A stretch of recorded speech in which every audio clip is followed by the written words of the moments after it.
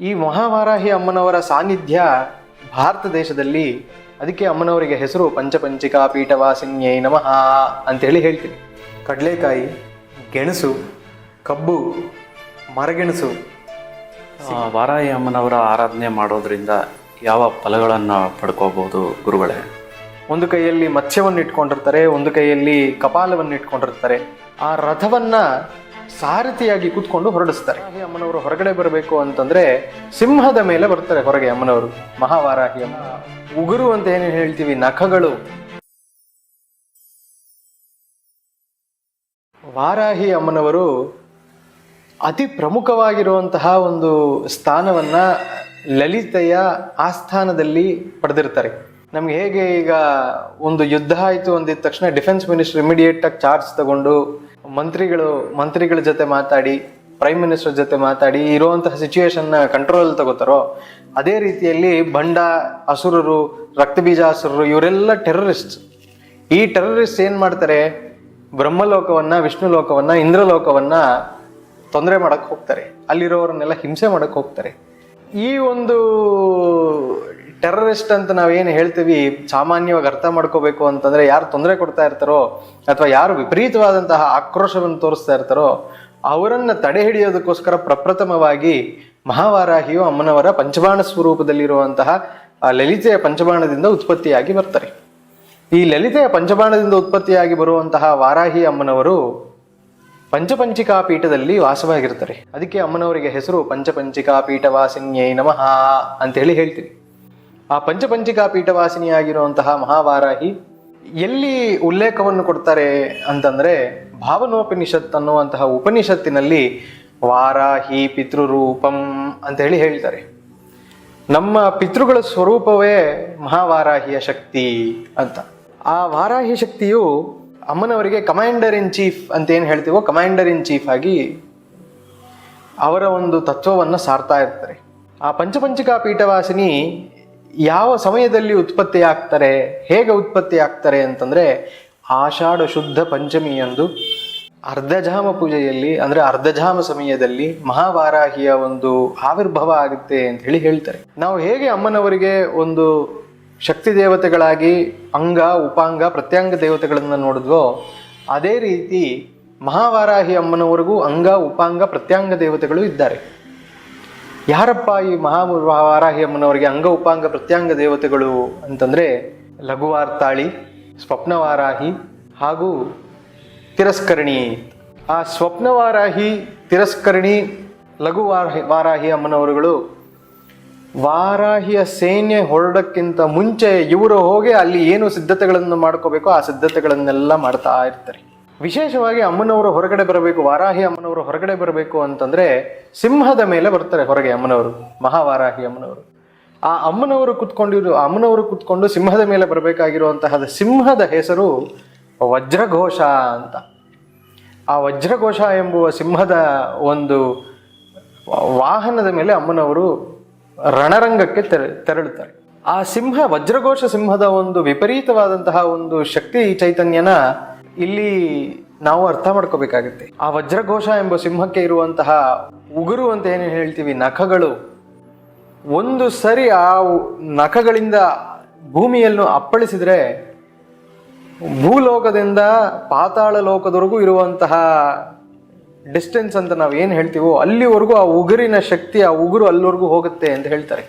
ಈ ವಾರಾಹಿ ಅಮ್ಮನವರು ಈ ವಜ್ರಘೋಷ ಎಂಬ ಸಿಂಹದ ಮೇಲೆ ಹೊರಡಕ್ಕಿಂತ ಮುಂಚೆ ರಾತ್ರಿ ಕೆಲವೊಂದ್ಸರಿ ನಾವು ಮಲಗಿರ್ಬೇಕಾದ್ರೆ ಹಲ್ ಕಡಿತೀವಿ, ಹಲ್ ಶಬ್ದ ಬರುತ್ತೆ, ಕಟ ಕಟ ಕಟ ಅಂತ. ಆ ಸೇನೆಯನ್ನೆಲ್ಲ ಭಯಪಡಿಸ್ಬೇಕು ಅಂತ ಹೇಳಿ ಈ ವಜ್ರಘೋಷ ಎಂಬ ಒಂದು ಸಿಂಹ ಹಲ್ ಕಡಿಯುತ್ತೆ.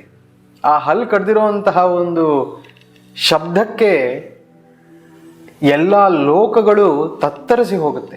ಆ ಅಮ್ಮನವರು ಕುತ್ಕೊಂಡು ಬರುವಂತಹ, ವಾರಾಹಿ ಅಮ್ಮನವರು ಕುತ್ಕೊಂಡು ಬರುವಂತಹ ಸಿಂಹಕ್ಕೆ ಇಷ್ಟು ಪರಾಕ್ರಮ ಇರಬೇಕಾದ್ರೆ ಇನ್ನು ತಾಯಿ ಮಹಾವಾರಾಹಿಯ ಶಕ್ತಿ ಹೇಗಿರುತ್ತೆ ಅಂತ ನಮ್ಮಲ್ಲಿ ವಿಚಾರ ಮಾಡೋಕ್ಕಾಗುತ್ತಾ? ನಾವು ಆ ವಾರಾಹಿ ಅಮ್ಮನವರ ಆರಾಧನೆ ಮಾಡಿದರೆ ನಮಗೆ ಪಡೆಯುವಂತಹ ಅನುಕೂಲ, ಅನುಭವಗಳು ಏನಿರುತ್ತೆ ಅಂತ ನಾವು ಯೋಚನೆ ಮಾಡೋಕ್ಕಾಗುತ್ತಾ? ಆ ವಜ್ರಘೋಷ ಎಂಬ ಸಿಂಹದ ಮೇಲೆ ಅಮ್ಮನವರು, ಮಹಾವಾರಾಹಿಯವರು ಕೂತ್ಕೊಂಡು ತೆರಳುತ್ತಾರೆ. ಆ ಅಮ್ಮನವರು ಹೊರಗೆ ಬರಬೇಕಾದ್ರೆ ಅಮ್ಮನವರಿಗೆ ಮತ್ತೆ 4 ಅಸ್ತ್ರಗಳಿರುತ್ತೆ. ಏನು ಆ 4 ಅಸ್ತ್ರಗಳು ಅಂತಂದ್ರೆ ಹಲ, ಮುಸಲ, ದಂಡ. ಮುಸಲ ಅಂತಂದ್ರೆ ನಾವು ನೇಗಿಲು, ನಮ್ಮ ರೈತರು ಇಟ್ಕೊಂಡಿರುವಂತಹ ನೇಗಿಲು ಏನಿದೆ, ಭೂಮಿ ಉಳೋದಕ್ಕೆ ನೇಗಿಲು, ಆ ನೇಗಿಲನ್ನು ಅವರು ಇಟ್ಕೊಂಡಿರ್ತಾರೆ. ಕೆಲವೊಂದು ವಿಗ್ರಹಗಳಲ್ಲಿ ಬರೀ ಹಲ ಮುಸಲವನ್ನು ಮಾತ್ರ ತೋರಿಸಿರ್ತಾರೆ. ಕೆಲವೊಂದು ವಿಗ್ರಹಗಳಲ್ಲಿ ಅಮ್ಮನವರಿಗೆ ಕಪಾಲವನ್ನು ಕೊಟ್ಟಿರ್ತಾರೆ, ಅಮೃತ ಕಪಾಲವನ್ನು ಕೊಟ್ಟಿರ್ತಾರೆ, ಹಾಗೂ ಪಾಶವನ್ನು ಕೊಟ್ಟಿರ್ತಾರೆ, ಅಷ್ಟಭುಜ ವಾರಾಹಿ. ಇಂತಹ ವಿಶೇಷವಾಗಿರುವಂತಹ ಸನ್ನಿವೇಶಗಳನ್ನು ನಾವು ನೋಡ್ತೀವಿ. ಆದರೆ ಲಲಿತೋಪಾಖ್ಯಾನದಲ್ಲಿ ಅಮ್ಮನವರಿಗೆ 4 ಅಸ್ತ್ರಗಳನ್ನು ವಿಶೇಷವಾಗಿ ಹೇಳ್ತಾರೆ. ದಂಡ ಅಂದರೆ ಹಲ, ಮುಸಲ, ಹಲ ಮುಸಲದ ಜೊತೆಗೆ ಕಪಾಲ ಹಾಗೂ ಪಾಶಶಕ್ತಿ, ಈ 4 ಇಟ್ಕೊಂಡು ಅಮ್ಮನವರು ಸಹಸ್ರ ಸೂರ್ಯ ಪ್ರಕಾಶ ಶಕ್ತಿ ಹೇಗಿರುತ್ತೋ ಆ ತತ್ವರೂಪದಲ್ಲಿ ಹೊರಡ್ತಾರೆ ಅಂತ ಹೇಳ್ತಾರೆ. ಸಹಸ್ರ ಸೂರ್ಯರ ಪ್ರಕಾಶ ಹೇಗಿರುತ್ತೆ, ನಾವು ಅದನ್ನು ಅನುಭವ ಮಾಡೋಕ್ಕಾಗುತ್ತಾ ನಮ್ಮ ಕೈಯಲ್ಲಿ? ಅದನ್ನು ನಾವು ಈ ಮಾಂಸ ನೇತ್ರಗಳಲ್ಲಿ ನೋಡೋಕ್ಕಾಗುತ್ತಾ? ಕಷ್ಟ ಸಾಧ್ಯ. ಅಂತಹ ಒಂದು ವಿಪರೀತವಾಗಿರುವಂತಹ ಶಕ್ತಿ ಮಹಾವಾರಾಹಿ. ಈ ಮಹಾವಾರಾಹಿ ಅಮ್ಮನವರ ಸೇನೆ 9 ಆವರಣಗಳು ಇರುತ್ತೆ. ಅಂದರೆ ಈ ಮಹಾವಾರಾಹಿ ಅಮ್ಮನವರ ಸೇನೆಯಲ್ಲಿ ವಜ್ರಘೋಷ ಎಂಬ ಸಿಂಹದ ಮೇಲೆ ಕೂತ್ಕೊಂಡು ಬರುವಂತಹ ವಾರಾಹಿ ಅಮ್ಮನವರಿಗೆ ಸ್ತಂಭಿನಿ ಎಂಬ ದೇವತೆ ಆ ರಥವನ್ನ ಸಾರಥಿಯಾಗಿ ಕೂತ್ಕೊಂಡು ಹೊರಡಿಸ್ತಾರೆ. ಆ ಸ್ತಂಭಿನಿ ಆದಿ ದೇವತೆಗಳು ಅಮ್ಮನವರ ಪರಿವಾರ ದೇವತೆಗಳೇ ಆಗಿರ್ತಾರೆ. ಆ ಸ್ತಂಭಿನಿ ದೇವತೆಯು ಸಾರಥಿಯಾಗಿ ಅಮ್ಮನವರು ಹೊರಗೆ ಬರಬಹುದಕ್ಕಿಂತ ಮುಂಚೆ ವಜ್ರಘೋಷ ಮಾಡುವಂತಹ ಅಟ್ಟಹಾಸದ ಒಂದು ಶಬ್ದದಿಂದ ಎಲ್ಲ ಸೇನೆಗಳು ಹೆದರಿ ದಿಕ್ಕಾಪಾಲಾಗಿ ಓಡ್ತಾರೆ. ಅಮ್ಮನವರು ಅಸ್ತ್ರಪ್ರಸ್ತ್ರ ಶಸ್ತ್ರವನ್ನು ಮಾಡದೇ ಬೇಕಾಗಿಲ್ಲ. ಆ ವಜ್ರಘೋಷ ಎಂಬ ಸಿಂಹ ಮಾಡುವಂತಹ ಘೋಷದಿಂದಲೇ ಎಲ್ಲ ದುರ್ಮುಖರು ಹಾಗೂ ಅಸುರ ಸೈನ್ಯವು ಓಡಿ ಹೋಗುತ್ತೆ. ಆ ವಾರಾಹಿ ಅಮ್ಮನವರ ಸೇನೆ ಅಥವಾ ದಂಡನಾಥ ಸೇನೆ ಹೇಗಿರುತ್ತೆ ಅಂತಂದರೆ, ಅಮ್ಮನವರ ರಥ ಮಾತ್ರ 6 ಅಕ್ಷೋಹಿಣಿ ಸೇನೆಗಳಷ್ಟು ವಿಸ್ತಾರವಾಗಿರುತ್ತೆ.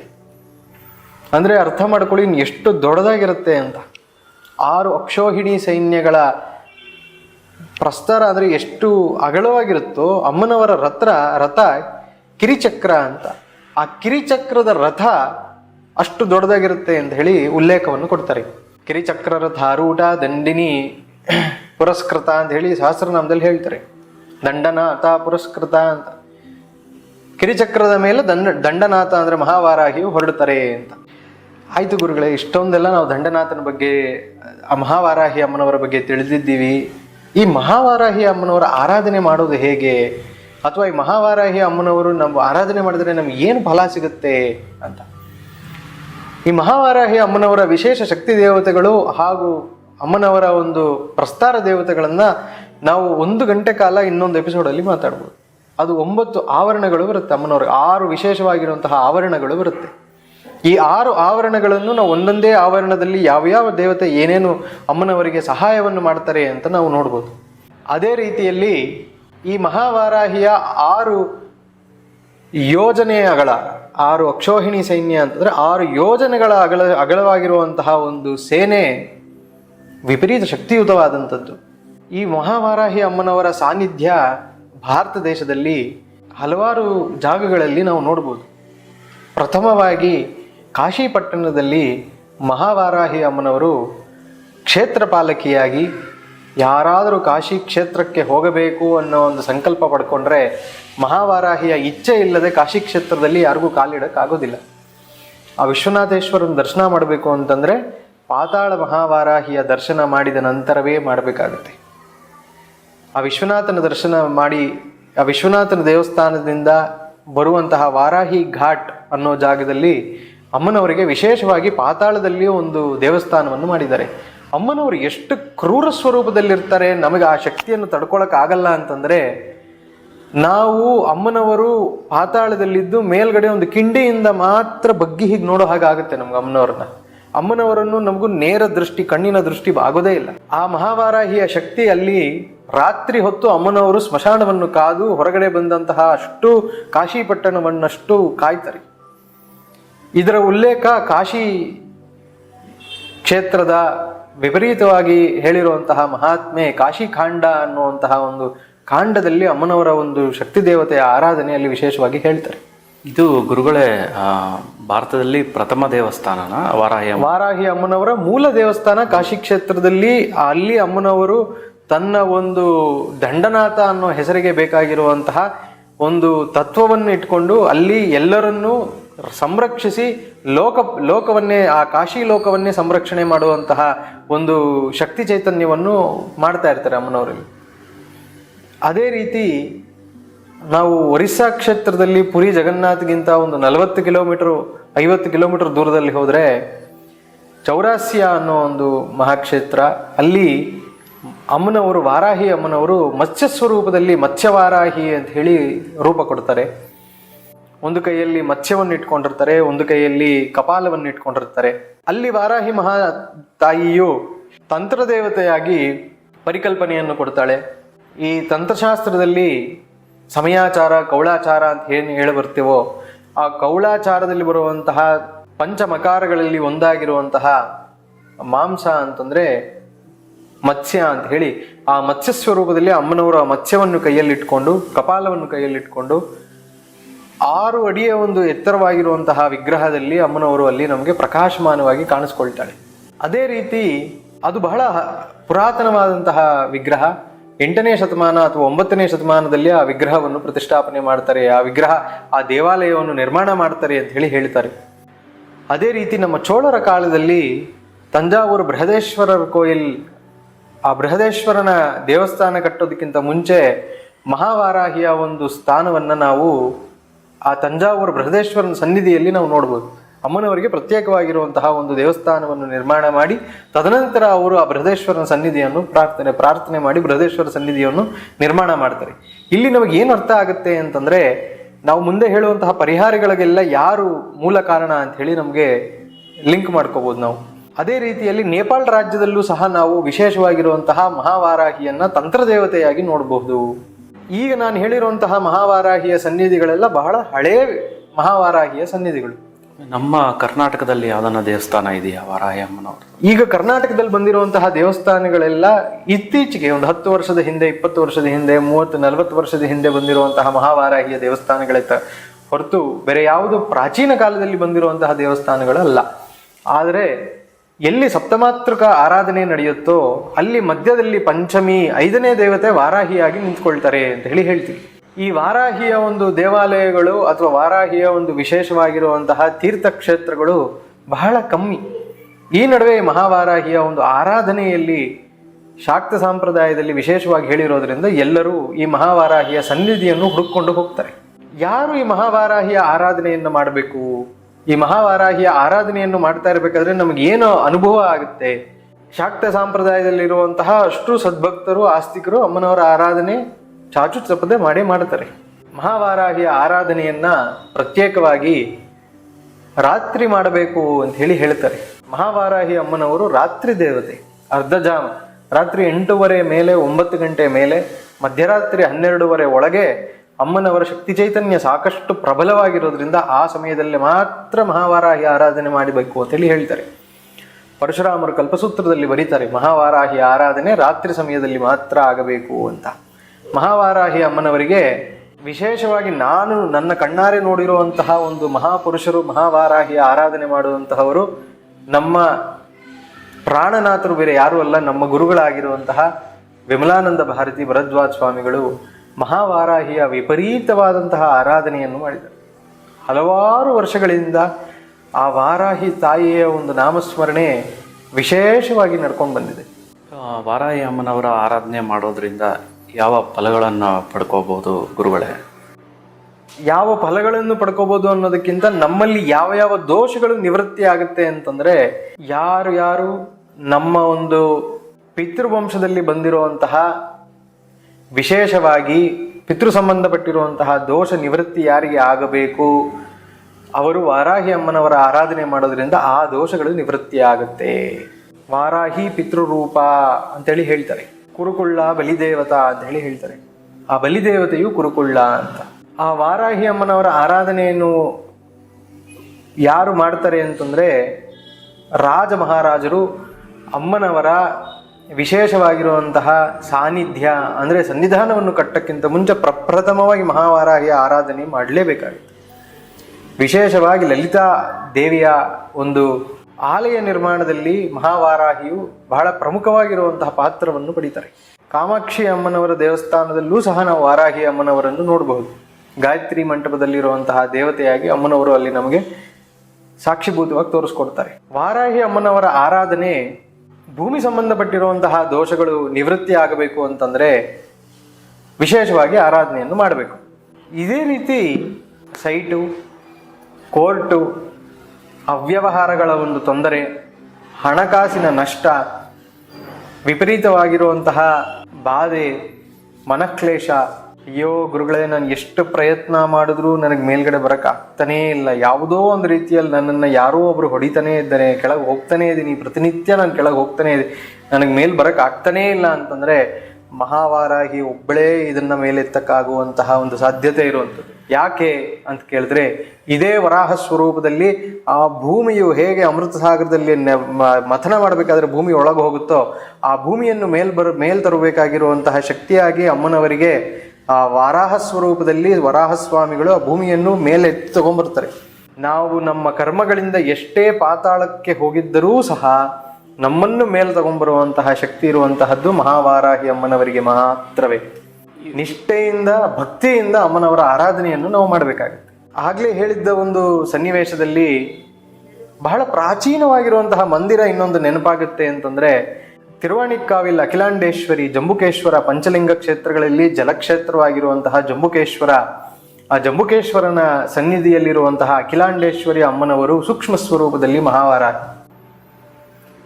ಅಲ್ಲಿ ವಾರಾಹಿ ಸ್ವರೂಪ ನೀವು ನೋಡೋದಿಲ್ಲ, ಅಂದರೆ ಅಮ್ಮನವರ ಒಂದು ವರಾಹ ರೂಪದಲ್ಲಿರುವಂತಹ ಒಂದು ಸ್ವರೂಪ ನೀವು ನೋಡಲ್ಲ. ಸೂಕ್ಷ್ಮ ದೇವತೆಯಾಗಿ ಅಮ್ಮನವರು ಎರಡು ಕೈಗಳಲ್ಲಿ ಮಾತ್ರ ನಿಂತಿರುವಂತಹ ಒಂದು ವಿಗ್ರಹ ಕಾಣಿಸ್ಕೊಳ್ಳುತ್ತೆ. ಆ ವಿಗ್ರಹ ಶಕ್ತಿಯೇ ಆ ಅಖಿಲಾಂಡೇಶ್ವರಿ ಶಕ್ತಿಯೇ ಮಹಾವಾರಾಹಿಯಾಗಿ ಪ್ರಪ್ರಥಮವಾಗಿ ಭೂಲೋಕದಲ್ಲಿ ಕಲ್ಪಿಸಿಕೊಳ್ಳುವಂತಹ ಒಂದು ಶಕ್ತಿ ಆಗುತ್ತದೆ. ಅದು ಸೂಕ್ಷ್ಮ ದೇವತೆಯಾಗಿ ಆ ವಾರಾಹಿ ಅಮ್ಮನವರಿಗೆ ಸೂಕ್ಷ್ಮ ದೇವತೆಯಾಗಿ ನಿಂತ್ಕೊಳ್ತಾರೆ. ಅಲ್ಲಿ ನಮ್ಮ ಪರಿಹಾರಗಳನ್ನು, ನಮ್ಮ ವಾರಾಹಿ ಆರಾಧನೆಯನ್ನು ಮುಂದುವರಿಸಬೇಕು ಅಂತಂದರೆ, ಯಾರು ಅಮ್ಮನವರಿಗೆ ವಿಶೇಷವಾಗಿ ಭೂಮಿಯಿಂದ ಕೆಳಗಡೆ ಬೆಳೆಯುವಂತಹ ಒಂದು ತರಕಾರಿಗಳನ್ನು ನೈವೇದ್ಯ ಮಾಡ್ತಾರೋ ಬಹಳಷ್ಟು ಬೇಗ ಅಮ್ಮನವರನ್ನು ನಾವು ಪಡಿಬಹುದು ಅಂತ, ಅಮ್ಮನವರಿಗೆ ಹತ್ತಿರ ಆಗ್ಬೋದು ಅಂತ ಬಹಳ ಪ್ರೀತಿಕರವಾಗಿರುವಂತಹ ನೈವೇದ್ಯ ಅದು. ಕಡಲೆಕಾಯಿ, ಗೆಣಸು, ಕಬ್ಬು, ಮರಗೆಣಸು, ಗೆಣಸಿನ ಎಲ್ಲ ಭಾಗಗಳು, ಆಲೂಗಡ್ಡೆ, ಈ ಎಲ್ಲವೂ ಅಮ್ಮನವರಿಗೆ ಬಹಳ ವಿಶೇಷವಾಗಿರುವಂತಹ ಒಂದು ಬೀಟ್ರೂಟ್ ಅಂತ ನಾವೇನು ಇದನ್ನೆಲ್ಲ ವಿಶೇಷವಾಗಿ ನೈವೇದ್ಯ ಮಾಡಬೇಕಾಗಿರುವಂತಹ ಒಂದು ತತ್ವಗಳು. ಈ ಸಿದ್ದೇಶ್ವರಿ ರಾಜರಾಜೇಶ್ವರಿಯ ಸನ್ನಿಧಿಯಲ್ಲಿ ಮಹಾವಾರಾಹಿಯ ಒಂದು ನವರಾತ್ರಿಗಳು ಬಹಳ ವಿಜೃಂಭಣೆಯಿಂದ ನಡೆಯುತ್ತೆ.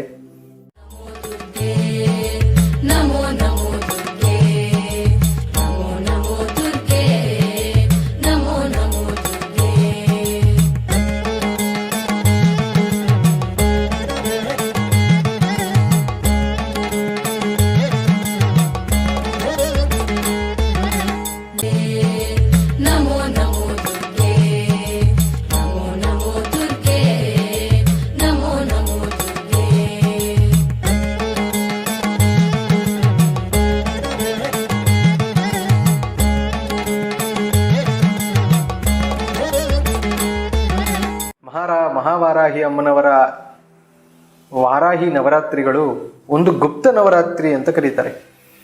ಗುಪ್ತ ನವರಾತ್ರಿ ಅಂತ ಯಾಕೆ ಕರೀತಾರೆ ಅಂತಂದ್ರೆ, ಇದು ಶಾಕ್ತ ಸಂಪ್ರದಾಯದಲ್ಲಿ ದೀಕ್ಷಿತರಾಗಿರುವಂತಹವರಿಗೆ ಮಾತ್ರ ಇರುವಂತಹ ಒಂದು ವಾರಾಹಿಯ ಒಂದು ವಿಶೇಷವಾಗಿರುವಂತಹ ನವರಾತ್ರಿ. ಎಲ್ಲರೂ ಈ ನವರಾತ್ರಿಯನ್ನು ಆಚರಣೆ ಮಾಡೋದಿಲ್ಲ. ಯಾರಿಗೆ ದೀಕ್ಷೆ ಪಡೆದು ಯಾರು ಆ ಅಮ್ಮನವರ ಒಂದು ಆರಾಧನೆಯಲ್ಲಿ ಇರ್ತಾರೋ ಅವರು ಮಾತ್ರ ಮಾಡಬೇಕಾಗಿರುವಂತಹ ಒಂದು ನವರಾತ್ರಿ. ಈ ನವರಾತ್ರಿಯಲ್ಲಿ ಅಮಾವಾಸ್ಯ ದಿನ ಇಲ್ಲಿ ಅಮ್ಮನವರಿಗೆ 108 ಬಾರಿ ಶ್ರೀಸೂಕ್ತ ಪಾರಾಯಣ ಮಾಡಿ, ಆ ಶ್ರೀಸೂಕ್ತದಿಂದ 108 ಕಲಶಗಳಿಂದ ಅಮ್ಮನವರಿಗೆ ಇಲ್ಲಿ ಅಭಿಷೇಕವನ್ನು ಮಾಡ್ತೀವಿ.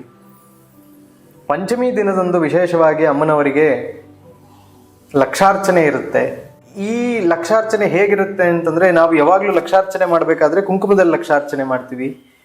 ವಾರಾಹಿ ನವರಾತ್ರಿಯ ಪಂಚಮಿ ದಿನದಂದು ಅಮ್ಮನವರ ಶಕ್ತಿಯಿಂದ ಪಂಚಬಾಣದಿಂದ ಆವಿರ್ಭವವಾಗಿರುವಂತಹ ಶಕ್ತಿ ವಾರಾಹಿ ಆಗಿರೋದ್ರಿಂದ ಅಮ್ಮನವರಿಗೆ ಅವತ್ತು ಪುಷ್ಪಯಾಗವನ್ನು ಮಾಡ್ತೀವಿ.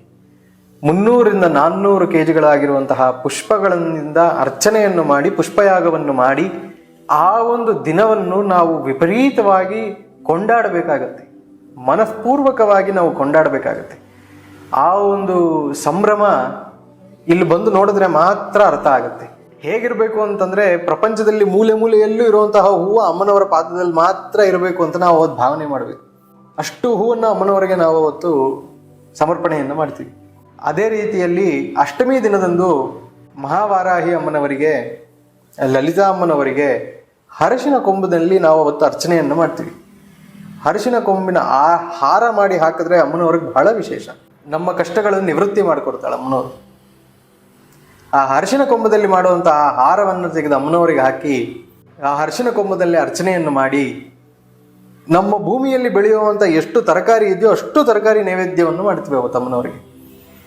ಹತ್ರ 100-150 ತರಕಾರಿಗಳಲ್ಲಿ ನೈವೇದ್ಯ ಆಗುತ್ತೆ ಅಮ್ಮನವ್ರಿಗೆ ಅವತ್ತು.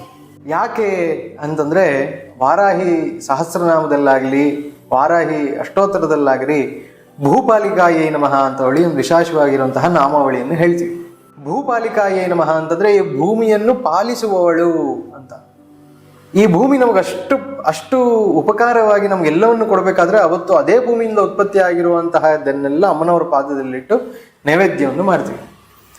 ಅದೇ ವಾರಾಹಿ ಅಮ್ಮನವರ ಒಂದು ಅರ್ಚನೆಯಲ್ಲಿ ಧನಧಾನ್ಯ ಧರಪ್ರದಾಯೇ ನಮಃ ಅಂತೇಳಿ ಹೇಳ್ತೀವಿ.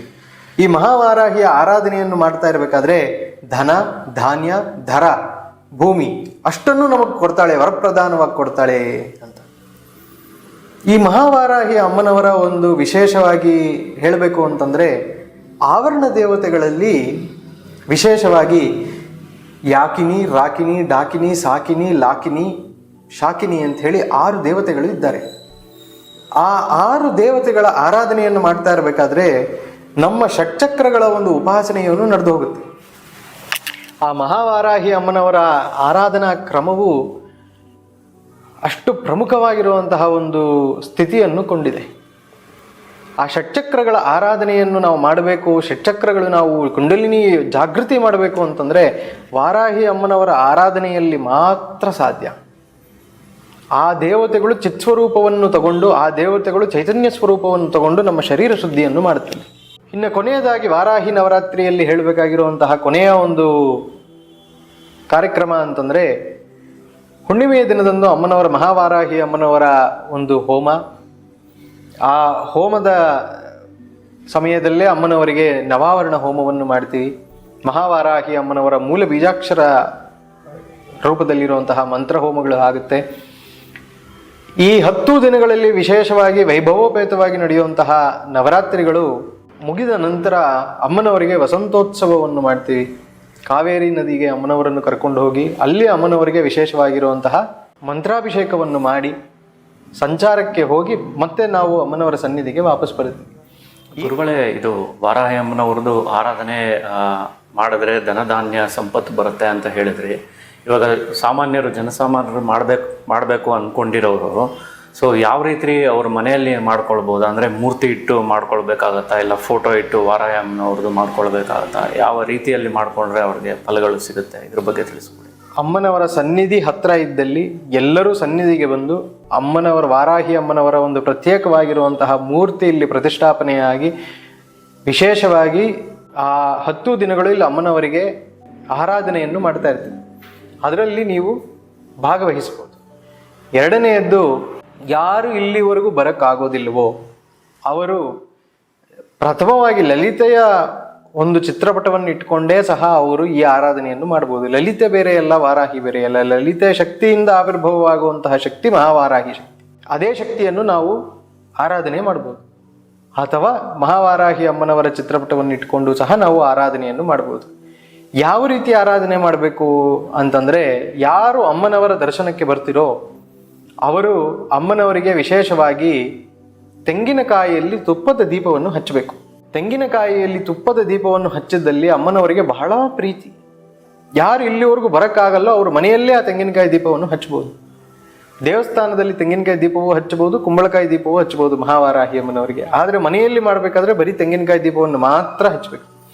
ನಿಮ್ಮ ಅಪೇಕ್ಷೆಗಳನ್ನು ಇಟ್ಕೊಂಡು ಎಷ್ಟೋ ಜನ ಇಲ್ಲಿ ನವರಾತ್ರಿಯಲ್ಲಿ ಪ್ರತಿಪತ್ತಿಯಿಂದ ದಶಮಿಯವರೆಗೂ ಪ್ರತಿನಿತ್ಯ ಸಂಜೆ ಬಂದು ಆ ತೆಂಗಿನಕಾಯಿ ದೀಪವನ್ನು ಹಚ್ಚಿ ಅವರ ಮನದ ಬೇಡಿಕೆಗಳನ್ನು ಇಟ್ಟು ಹೋಗ್ತಾರೆ.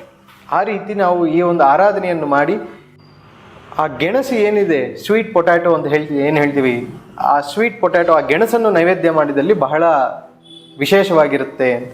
ಸಮಯ ಬಂದು ರಾತ್ರಿ ರಾತ್ರಿ ಹೊತ್ತೆ 8:30 9:00 ಅಥವಾ 10 ಗಂಟೆ ಒಳಗಡೆ ಇಲ್ಲಿ ಬಂದು ಆರಾಧನೆಯನ್ನು ಮಾಡಿಕೊಂಡು ಹೋಗ್ಬೋದು. ಅಮ್ಮನವರು, ವಾರಾಹಿ ಅಮ್ಮನವರು ಉದ್ಭವ ಲಲಿತೆಯಿಂದ ಆಗಿದ್ದು ಅಂತ ತಿಳಿಸಿದ್ರೆ, ಸೊ ಯಾವ ಒಂದು ಕಾರಣಕ್ಕಾಗಿ ಅಮ್ಮ ಲಲಿತೆಯಿಂದ ವಾರಾಹಿ ಅಮ್ಮನವರು ಉದ್ಭವಿಸಿದ್ರು, ಇದ್ರ ಬಗ್ಗೆ ತಿಳಿಸ್ಕೊಡ್ಬೇಕು. ಆ ಭಂಡಾಸುರನ ವಧೆಗೋಸ್ಕರ ಮಾತ್ರ ಮಹಾವಾರಾಹಿ ಅಮ್ಮನವರು ಹೊರಗೆ ಬರ್ತಾರೆ. ಅಂದರೆ ಲಲಿತೆಯು ಭಂಡಾಸುರನ ವಧೆ ಮಾಡಬೇಕು ಅಂತ ಹೇಳಿ ಆ ಸೇನೆ ಹೊರಗೆ, ಅಮ್ಮನವರ ಸೇನೆ, ಶ್ರೀ ಲಲಿತೆಯ ಸೇನೆ ಹೊರಗೆ ಬರೋಕ್ಕಿಂತ ಮುಂಚೆ ಅಮ್ಮನವರ ಶಕ್ತಿ ದೇವತೆಗಳು, ನಾವು ಆವಾಗಲೇ ಮಾತಾಡಿರುವಂತಹ ವಾರಾಹಿ, ಶ್ಯಾಮಲೆ, ಅಶ್ವಾರೂಢ, ಸಂಪತ್ಕರಿ ದೇವತೆಗಳು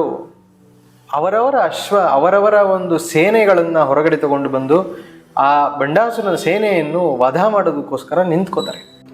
ಅದೊಂದೇ ಮೂಲ ಕಾರಣ ಮಹಾವಾರಾಹಿ ಅಮ್ಮನವರ ಶಕ್ತಿ ಚೈತನ್ಯದಿಂದ ಹೊರಗಡೆ ಬರುವಂಥ. ಅಮ್ಮನವರ ಎಲ್ಲ ಪರಿವಾರ ದೇವತೆಗಳೂ ಸಹ ಆ ಭಂಡಾಸುರ ಎನ್ನುವ ಒಂದು ಅಸುರನ ವಧೆಗೋಸ್ಕರ, ಅವರ ಒಂದು ಅಸುರ ಸೈನ್ಯ ವಧೆಗೋಸ್ಕರ ಮಾತ್ರ ಹೊರಗೆ ಬರ್ತಾರೆ. ಈ ರೀತಿಯಾಗಿ ಎಲ್ಲರೂ ಈ ಒಂದು ಮಹಾವಾರಾಹಿ ಅಮ್ಮನವರ ಆಷಾಢ ನವರಾತ್ರಿಯಲ್ಲಿ ಪಾಲ್ಗೊಂಡು ಯಾರ್ಯಾರಿಗೆ ಯಾವ ಯಾವ ರೀತಿಯಾಗಿರುವಂತಹ ಸಮಸ್ಯೆಗಳಿದೆಯೋ ಆ ಸಮಸ್ಯೆಗಳನ್ನೆಲ್ಲ ಪರಿಹಾರ ಮಾಡಿಕೊಡು ಅಮ್ಮನವರ ಶಕ್ತಿ ಚೈತನ್ಯದಿಂದ ನಾವು ಇನ್ನಷ್ಟು ಆರಾಧನೆ ಮಾಡೋ ಶಕ್ತಿ ಕೊಡಲಿ ಅಂತ ಹೇಳಿ ನಾವು ಅಮ್ಮನವರಲ್ಲಿ ಪ್ರಾರ್ಥನೆ ಮಾಡೋಣ. ಹರ ನಮಃ ಪಾರ್ವತೀಪತಯೇ, ಹರ ಹರ ಮಹಾದೇವ.